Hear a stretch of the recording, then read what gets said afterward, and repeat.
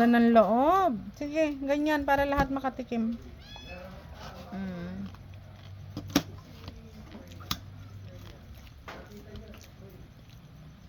Akala natin yung butas walang laman, ano.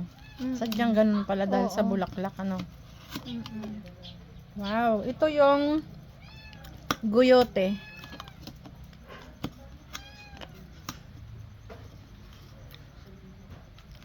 Ay, puwet.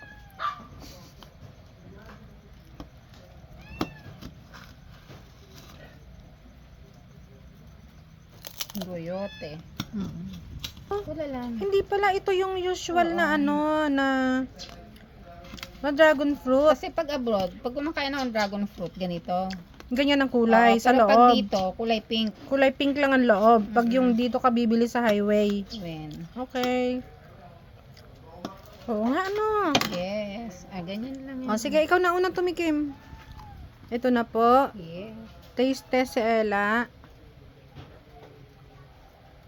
Hindi nga gaano matamis. Pero, masarap pa rin siya. Masarap pa rin. Okay. Yan na. Ipapatikim natin sa mga boys. Dragon fruit. Ay, tikman mo. Tikman mo na. Bibidyohan At kita. binibidyo ka ni Ate Lina. Papuntang Canada yan. Okay siya.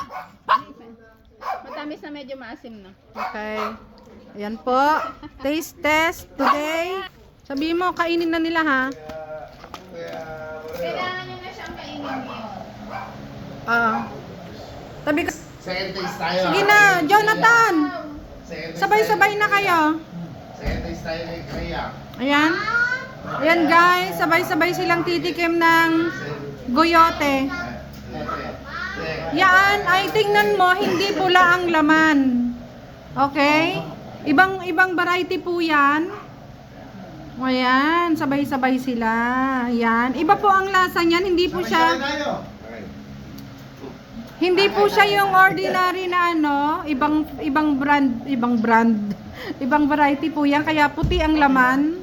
Ayan. Tastes good. Okay. Ayan. Very good.